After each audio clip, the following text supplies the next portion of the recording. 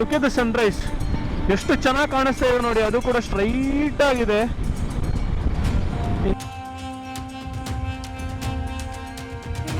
ಅಲ್ಲಿ ಮುಂದೆ ಹೋಗ್ತಾ ಇಲ್ಲ. ಈ ಗೂಬೆ ನನ್ನ ಮಕ್ಕಳು ಸುಮ್ಮನೆ ಅವ್ರು ನೋಡಿ ಸಾಯ್ತಾ ಇದ್ದಾರೆ ಅವಾಗಿಂದ. Who is that your father?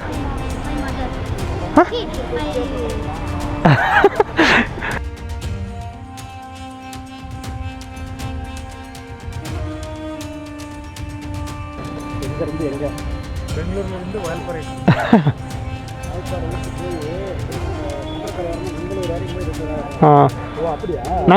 Mangaluru. ಬೆಂಗಳೂರಿನಿಂದ ಬೆಳಗ್ಗೆ ಬೇಗ ಎದ್ದು ಪ್ರಯಾಣನ ಶುರು ಮಾಡಿದಂತಹ ನಾವು ಅನೇಕ ಸ್ಟಾಪ್ಗಳನ್ನು ಕೊಟ್ಟು ಕರ್ನಾಟಕದ ಬಾರ್ಡರ್ ಕ್ರಾಸ್ ಆಗಿ ತಮಿಳುನಾಡಿಗೆ ಪ್ರವೇಶಿಸಿದೆವು. ಈ ಪ್ರಯಾಣದಲ್ಲಿ ಅಲ್ಲಿನ ವಿಶಿಷ್ಟ ದೇಗುಲಗಳು, ಅಲ್ಲಿನ ಆಹಾರ, ಸಣ್ಣ ಸಣ್ಣ ಊರುಗಳು, ಕೆಲವು ಜನರ ಜೀವನವನ್ನು ನೋಡಿಕೊಂಡು ನಗರದ ಗದ್ದಲವನ್ನು ಹಿಂದೆ ಬಿಟ್ಟು ಧ್ಯಾನ ಪರ್ವತಗಳ ಕಡೆಗೆ ನಮ್ಮ ಪ್ರಯಾಣ ಆರಂಭವಾಯಿತು.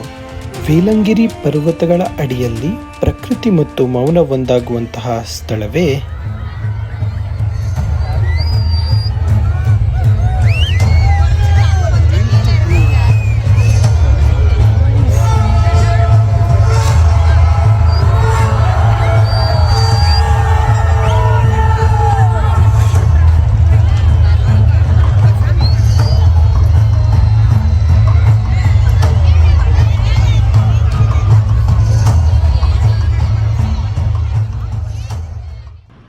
ಸೊ ಇವತ್ತು ನಾವು ಹೊರಟಿರುವಂಥದ್ದು ನಿಮಗೆಲ್ಲರಿಗೂ ಗೊತ್ತೇ ಇರುತ್ತೆ. ಈಶಾ ಫೌಂಡೇಶನ್ ಕೊಯಮತ್ತೂರಿಗೆ ನಾವು ಹೋಗ್ತಾ ಇರುವಂಥದ್ದು. ತಮ್ಮನೇಲಿ ನೋಡಿದ್ರೆ ಡೆಫಿನೆಟ್ಲಿ ನಿಮಗೆ ಗೊತ್ತಾಗಿರುತ್ತೆ. ಅದಕ್ಕೋಸ್ಕರ ಬೆಳಿಗ್ಗೆ 5:41ಗೆ ಸ್ಟಾರ್ಟ್ ಮಾಡಿದ್ದೀವಿ ನಾವು ರೈಡ್ನ. So around 7 hours of journey ಇದೆ. This is my first long ride. ಅಂದರೆ ಮೊದಲು ಹೋಗ್ತಾ ಇದ್ದೆ, ಇಲ್ಲ ಅಂತ ಏನು ಹೇಳ್ತಿಲ್ಲ, ರೈಡ್ಸ್ಗಳು ಹೋಗ್ತಾ ಇದ್ದೆ, ಎಲ್ಲದೂ ಮಾಡ್ತಾಯಿದ್ದೆ. ಬಟ್ ಈ ರೈಡು ನಂದು ಒಂದು 3-4 ದಿವಸದ ರೈಡ್. ಸೊ ನಿಮಗೆ ಒಂದು ಸೀರೀಸ್ ಆಫ್ ವ್ಲಾಗ್ಸ್ ಬರುತ್ತೆ ಮುಂದಿನ ದಿನದಲ್ಲಿ. ಎವ್ರಿ ಡೇ ನನಗೆ ಹಾಕೋದಕ್ಕೆ ಕಷ್ಟ ಆಗ್ಬೋದು, ಬಿಕಾಸ್ ಎಡಿಟ್ ಮಾಡಿ ಶೂಟ್ ಮಾಡಿ ನಾನೇ ಮಾಡೋದ್ರಿಂದ ಸ್ವಲ್ಪ ಕಷ್ಟ ಆಗ್ಬೋದು ನನಗೆ. ಬಟ್ ದೆನ್ ಖಂಡಿತವಾಗ್ಲೂ ಕೂಡ ಈ ಸತಿ ಒಂದು ಲಾಂಗ್ ರೈಡ್ನ ತುಂಬ ಎಂಜಾಯ್ ಮಾಡಿಕೊಂಡು ಹೋಗ್ತಾ ಇದ್ದೀವಿ. ಸೊ ಡೆಫಿನೆಟ್ಲಿ ನಿಮಗೂ ಕೂಡ ವಿಡಿಯೋ ನೋಡಿದಾಗ ತುಂಬ ಖುಷಿ ಆಗುತ್ತೆ ಅನ್ನೋವಂಥ ಕಾನ್ಫಿಡೆನ್ಸ್ ನನ್ನಲ್ಲಿದೆ. ಸೊ ಇವಾಗ ಇದು ದೊಂಬ್ಳೂರು ಫ್ಲೈಓವರ್. ಇಲ್ಲಿ ದೊಂಬ್ಳೂರು ಫ್ಲೈಓವರಿಂದ ನಾವು ಲೆಫ್ಟ್ ತಗೊಂಡು ಈಜಿಪುರ ಸಿಗ್ನಲಿಂದ ಮಡಿವಾಳ ಆಗಿ ಎಲೆಕ್ಟ್ರಾನಿಕ್ ಸಿಟಿ ಕ್ರಾಸ್ ಆಗಿ ಕೊಯಮತ್ತೂರು ರೋಡಲ್ಲಿ ಹೋಗಬೇಕು. So it is a straight highway. So ನಮಗೆಲ್ಲೂ ಬಂದ್ರಲ್ಲ ಎಲ್ಲರೂ. ಸೊ ನಮಗೆಲ್ಲೂ ಕೂಡ ಡೈವರ್ಷನ್ ತಗೊಳ್ಳೋದಕ್ಕಿಲ್ಲ. ಸೊ ಡೈರೆಕ್ಟ್ ಹೈವೇನೇ. ಸೊ ಬೇರೆ ರೂಟು ಇದೆ, ರಾಮನಗರ ರೋಡಾಗಿ ಹೋಗ್ಬೋದು ಕೊಯಮತ್ತೂರಿಗೆ. ಬಟ್ ದೆನ್ ನಾವು ಹೋಗ್ತಾ ಇರುವಂಥ ರೋಡ್ ಬಂದು ದ ಕೊಯಮತ್ತೂರು ಹೈವೇ, ಡೈರೆಕ್ಟ್ ಹೈವೇಲೇ ಹೋಗ್ತಾ ಇರುವಂಥದ್ದು. 365 ಕಿಲೋಮೀಟರ್ಸ್ ಇದೆ ನನ್ನ ರೂಮಿಂದ. ಇವಾಗ ಒಂದು 5 ಕಿಲೋಮೀಟರ್ಸ್ ಬಂದಿರೋದ್ರಿಂದ ಮ್ಯಾಪಲ್ಲಿ 360 ಕಿಲೋಮೀಟರ್ಸ್ ಅಂತ ತೋರಿಸ್ತಾ ಇದೆ. ಸೊ ಮುಂದೆ ನೋಡಿದರೆ ನಿಮಗೆ ರೋಡೇ ಕಾಣಿಸ್ತಾ ಇಲ್ಲ ಇಲ್ಲಿ ಕರೆಕ್ಟಾಗಿ.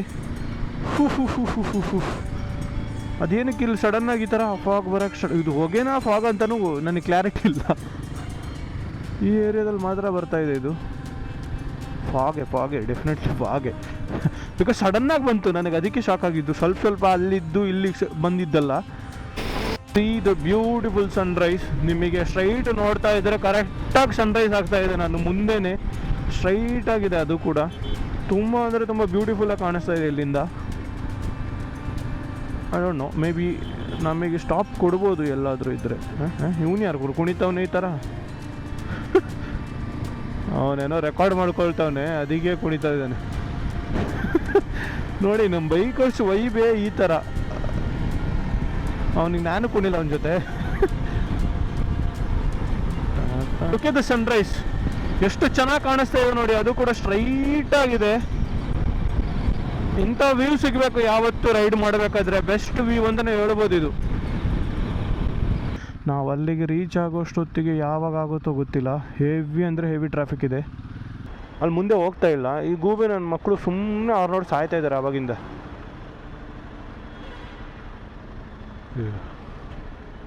ಆ ಕಡೆ ಈ ಕಡೆ ಎಲ್ಲ ಫೀಲ್ಡ್ಸು. ಸೊ ಮಧ್ಯದಲ್ಲಿ ರೋಡ್ಸ್ ಇರೋದ್ರಿಂದ ಹೋಗೋದಕ್ಕೂ ತುಂಬ ಚೆನ್ನಾಗಾಗ್ತಾ ಇದೆ. ಪ್ಲಸ್ ರೋಡ್ಸ್ ಕೂಡ ನೀಟಾಗಿದೆ. ರೋಡ್ಸ್ ಕೂಡ ನೀಟಾಗಿದೆ. ಓಫ್, ಗೊತ್ತಾಗಲಿಲ್ಲ ಗುರು. ನಿಮ್ಮಣ್ಣ ಟಪ್ಪಂತ ಬಿತ್ತು ನೋಡಿ, ಫುಲ್ಲು ಹಳ್ಳಿ ಇದು. So from a very inside town or inside ಹಳ್ಳಿಯಿಂದ ನಾವು ಹೋಗ್ತಾ ಇದ್ದೀವಿ. ಸೊ ತುಂಬ ಜನ ನೋಡ್ತಾ ಇದ್ದಾರೆ.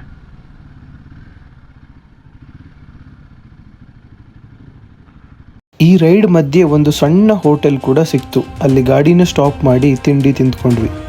ಅಲ್ಲಿ ಸ್ವಲ್ಪ ಹೊತ್ತು ರೆಸ್ಟ್ ಮಾಡಿಕೊಂಡು ನಂತರ ಬೈಕ್ ಸ್ಟಾರ್ಟ್ ಮಾಡಿ ಸ್ಟ್ರೈಟ್ ರಸ್ತೆಗಳ ಮೇಲೆ ಸುಮ್ಮನೆ ಕ್ರೂಸ್ ಮಾಡಿಕೊಂಡು ಹೋಗ್ತಾ ಇದ್ವಿ. ಹೀಗೆ ಹೋಗ್ತಾ ಹೋಗ್ತಾ ಕರ್ನಾಟಕದ ಬಾರ್ಡರ್ ಕ್ರಾಸ್ ಆಗಿದ್ದೇ ಗೊತ್ತಾಗಲಿಲ್ಲ. ಕರ್ನಾಟಕದ ಬಾರ್ಡರನ್ನು ಕ್ರಾಸ್ ಮಾಡಿ ತಮಿಳುನಾಡಿಗೆ ಎಂಟರ್ ಆದ್ವಿ. ಸ್ವಲ್ಪ ಮುಂದೆ ಹೋದ್ಮೇಲೆ ರಸ್ತೆ ಮಧ್ಯೆ ಸಿಕ್ಕಿದಂತಹ ಒಂದು ಸುಂದರವಾದಂತಹ ಬ್ರಿಡ್ಜ್ ಹತ್ತಿರ ಗಾಡಿನ ಸ್ಟಾಪ್ ಮಾಡಿ ವಿಡಿಯೋಸ್ ಎಲ್ಲ ತಗೊಂಡ್ವಿ. ಆ ಜಾಗ ನಿಜವಾಗಿಯೂ ತುಂಬ ಚೆನ್ನಾಗಿತ್ತು. ಬ್ರಿಡ್ಜ್ ಸುತ್ತಲೂ ಸಂಪೂರ್ಣವಾಗಿ ನೀರು ತುಂಬಿಕೊಂಡಿತ್ತು. ಅದರಲ್ಲೇ ಒಂದು ಕಡೆ ಸಣ್ಣ ದೇವಸ್ಥಾನ ಕೂಡ ಇತ್ತು. ಈ ಶಾಂತವಾದ ಜಾಗದಲ್ಲಿ ಸ್ವಲ್ಪ ಹೊತ್ತು ನಿಂತು ಈ ದೃಶ್ಯವನ್ನು ಎಂಜಾಯ್ ಮಾಡಿಕೊಂಡು ನಂತರ ನಮ್ಮ ಪ್ರಯಾಣವನ್ನು ಕೊಯಮತ್ತೂರಿನ ಈಶಾ ಫೌಂಡೇಶನ್ ಕಡೆ ಮುಂದುವರಿಸಿದ್ವಿ. ಸೊ ಇದೊಂದು ಟೌನಲ್ಲಿ ಸಿಕ್ಕಾಕೊಂಡಿದ್ದೀವಿ. ಹೆವಿ ಅಂದರೆ ಹೆವಿ ಟ್ರಾಫಿಕ್ ಇದೆ ಇಲ್ಲಿ.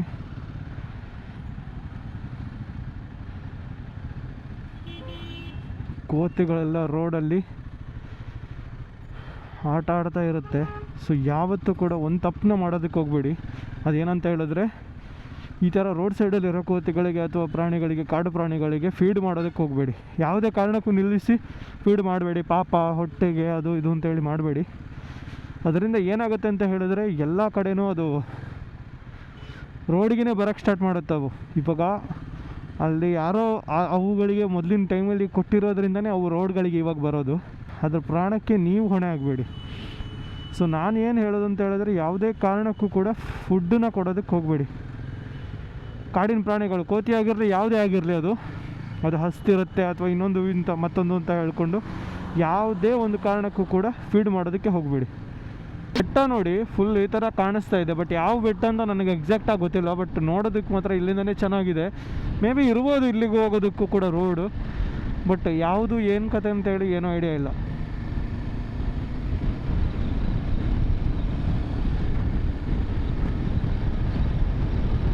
Wow, nice, look at the view.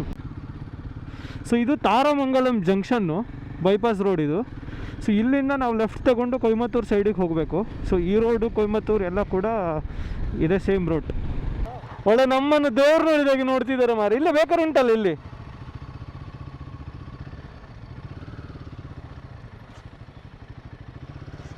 ಇದು ಯಾರ ಈಗ ಇಟ್ಟದ್ದು? ಅಂದ್ರಾಗ ಸ್ವಲ್ಪ ಮುಂದೆ ಇಡ್ಬೋದಾ? ಅಲ್ಲಿ ಬೇರೆ ಅಂಗಡಿ ಅಲ್ಲ, ಅದಕ್ಕೆ ನಾನು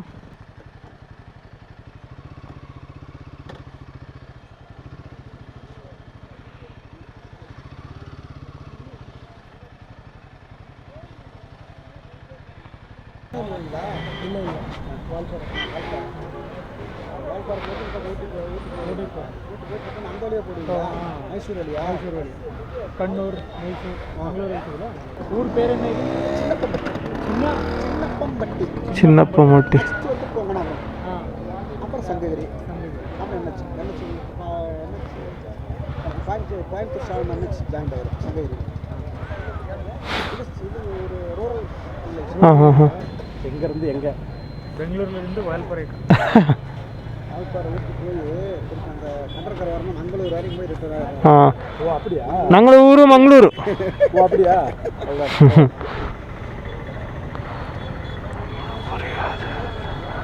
இல்லப்பு வாங்குறாங்க, இது வாங்கி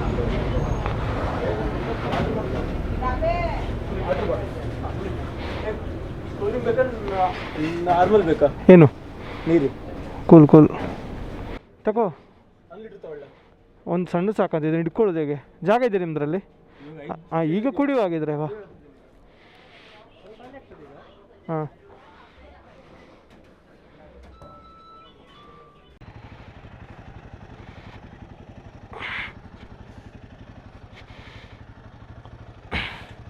ಸೊ ಇಲ್ಲೊಂದು ಸ್ವಲ್ಪ ನೀರು ಕುಡಿಯೋಣ ಅಂತ ನಿಲ್ಲಿಸಿದ್ವಿ. ಸೊ ಇಲ್ಲಿಂದ ಹೋಗೋದೆ. ಇಲ್ಲಿ ಯಾವುದು ಸಖತ್ತಾಗಿದೆಯಲ್ಲ ಪ್ಲೇಸ್ ಮಾತ್ರ ಇದು ನೋಡಿ. ಈ ಮನೆ ಒಂದು ಪುಣ್ಯ, ಒಂದು ಮನೆನ ಇದು, ಒಳ್ಳೆ ರಾಜರ ಅರಮನೆ ಥರ ಇದೆಯಲ್ಲ. ಇಲ್ಲಿ ನೋಡಿ view. What's your name? Mylon. Which class you are studying? Which class you are studying? 6th standard. Okay. Who is that? Your father? My mother. Huh? My Your uncle or father? Uncle, ah. Okay. Ah, nice, nice.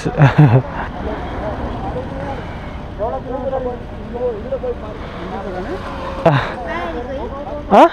We are going Coimbatore, Isha Foundation. From there we are going Valparai.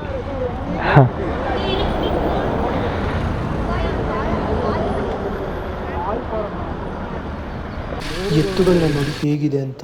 ಅಯ್ಯೋ ಸಖತ್ತಾಗಿದೆ.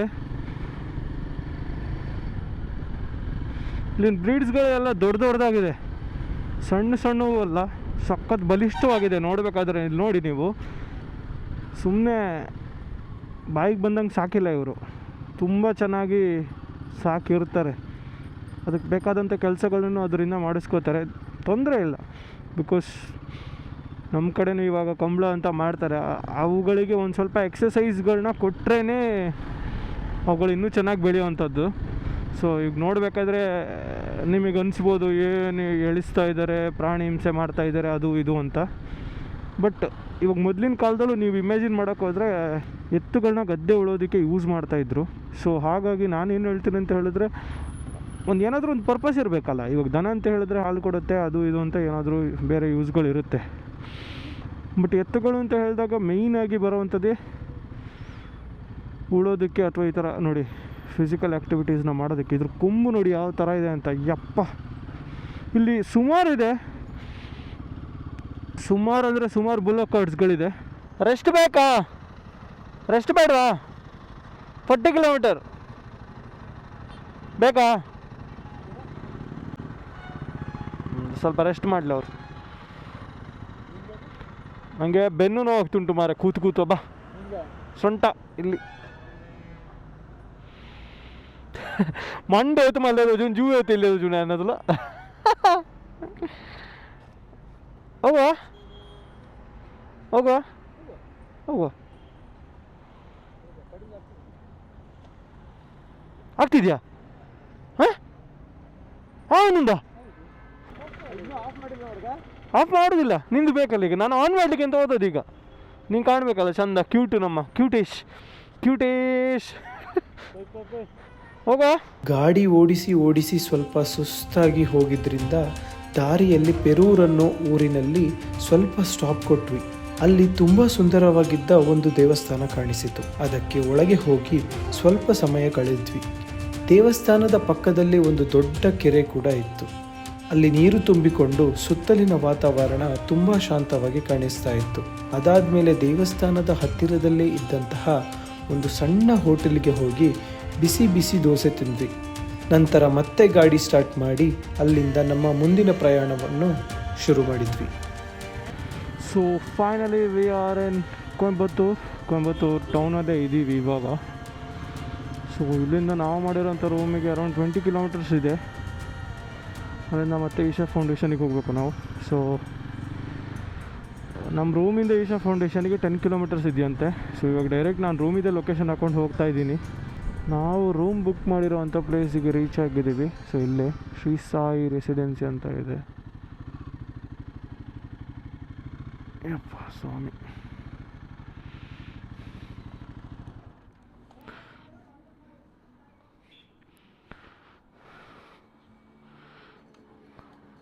ಸುಮಾರು 5 ಗಂಟೆಗೆ ನಾವು ರೂಮ್ಗೆ reach ಆಗಿ check in ಎಲ್ಲವನ್ನು ಮುಗಿಸಿಕೊಂಡು ಸ್ವಲ್ಪ ಫ್ರೆಶ್ ಆಗಿ ಅಲ್ಲೇ ರೆಡಿಯಾಗಿ ಈಶಾ ಫೌಂಡೇಶನ್ ಕಡೆಗೆ ಹೊರಟ್ವಿ. ಅಲ್ಲಿ ಸಂಜೆ 7:30ಕ್ಕೆ ಲೈಟ್ ಶೋ ಇದ್ದಿದ್ದರಿಂದ ಅದನ್ನು ಯಾವುದೇ ಕಾರಣಕ್ಕೂ ಮಿಸ್ ಮಾಡಿಕೊಳ್ಳೇಬಾರ್ದು ಅನ್ನೋದು ನಮ್ಮ ಪ್ಲ್ಯಾನ್ ಆಗಿತ್ತು. ಅದಕ್ಕಾಗಿ ಸ್ವಲ್ಪ ಬೇಗನೆ ಹೊರಟ್ವಿ. ಸೊ ಇಲ್ಲಿಂದ 10.6 ಕಿಲೋಮೀಟರ್ಸ್ ಇರೋದಷ್ಟೇ, ಜಾಸ್ತಿ ಏನು ದೂರ ಇಲ್ಲ. ನನ್ನ ಜೊತೆ ಈಗ ಸಂದೀಪ್ ಕೂಡ ಬಂದಿದ್ದಾನೆ. ಸೊ ಎಲ್ಲ ಬೈಕ್ನ ನಾವು ತಗೊಂಡು ಹೋಗ್ತಾ ಇಲ್ಲ. 5 ಗಾಡಿನ ತಗೊಂಡು ಹೋಗೋದಕ್ಕಿಂತ 3 ಗಾಡಿನಲ್ಲಿ 5 ಜನ ಹೋಗೋದೇ ಬೆಟರ್ ಅಂತ ಅನ್ನಿಸ್ತು. ಇಲ್ಲ ಹತ್ರ ಇರೋದ್ರಿಂದ, ತುಂಬ ದೂರ ಇರ್ತಿದ್ರೆ ಆಫ್ಕೋರ್ಸ್ ಹೋಗೋದಕ್ಕಾಗಲ್ಲ, ಬೈಕ್ ತಗೊಂಡು ಹೋಗ್ತಾ ಇದ್ವಿ. ಸೊ 2 ಗಾಡಿನ ಇವಾಗ ಇಲ್ಲೇ ಇಟ್ಟಿದ್ದೀವಿ. ನೋಡಿ ಇದು ವ್ಯೂ ನೋಡಿ ಹೆಂಗೆ ಕಾಣಿಸ್ತಾ ಇದೆ ಅಂತ. ಸೊ ಜಸ್ಟ್ 3 ವೆಹಿಕಲ್ಸಲ್ಲಿ ಇವಾಗ ಹೋಗ್ತಾ ಇದ್ದೀವಿ.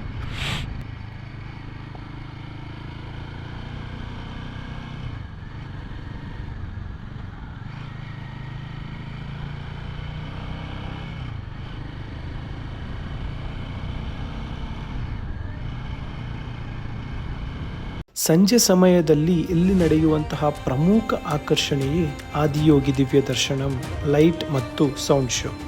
ಸಾಮಾನ್ಯವಾಗಿ ಸಂಜೆ ಸುಮಾರು 7:30 ಗಂಟೆಗೆ ಈ ಲೈಟ್ ಶೋ ಶುರುವಾಗುತ್ತದೆ. ಸುಮಾರು 15ರಿಂದ 20 ನಿಮಿಷಗಳಷ್ಟು ಹೊತ್ತು ಈ ಲೈಟ್ ಶೋ ಇಲ್ಲಿ ನಡೆಯುತ್ತದೆ. ಈ ಶೋನಲ್ಲಿ ಪ್ರೊಜೆಕ್ಷನ್ ಲೈಟ್ ಅನ್ನು ನೇರವಾಗಿ ಆದಿಯೋಗಿ ಪ್ರತಿಮೆಯ ಮೇಲೆ ಪ್ರದರ್ಶಿಸಲಾಗುತ್ತದೆ. ವಿವಿಧ ಬಣ್ಣಗಳ ಬೆಳಕು, ಸಂಗೀತ ಮತ್ತು ಕಥನದ ಮೂಲಕ ಯೋಗದ ಆರಂಭ ಮತ್ತು ಆದಿಯೋಗಿ ಶಿವನ ಕಥೆಯನ್ನು ಇಲ್ಲಿ ತೋರಿಸಲಾಗುತ್ತದೆ. ಲೈಟ್ ಶೋ ಶುರುವಾದಾಗ ಅಲ್ಲಿನ ಸಂಪೂರ್ಣ ವಾತಾವರಣವೇ ಬದಲಾಗುತ್ತದೆ. ಪ್ರತಿಮೆಯ ಮೇಲೆ ಬೀಳುವ ಬಣ್ಣ ಬಣ್ಣದ ಲೈಟ್, ಹಿನ್ನೆಲೆಯಲ್ಲಿ ಕೇಳಿಸುವ ಸಂಗೀತ ಮತ್ತು ಸುತ್ತಲಿನ ಮೌನ ಇವೆಲ್ಲವೂ ಒಟ್ಟಿಗೆ ಒಂದು ಅದ್ಭುತ ಅನುಭವವನ್ನೇ ಕೊಡುತ್ತದೆ.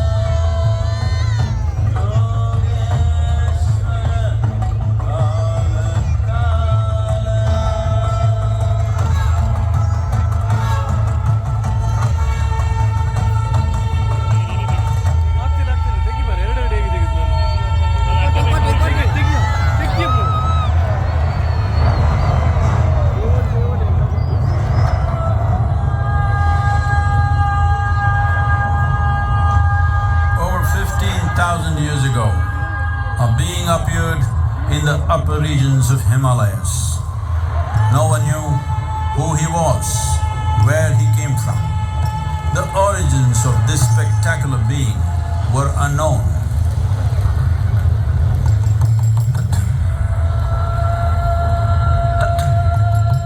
When his ecstasy allowed him some movement, he danced wildly.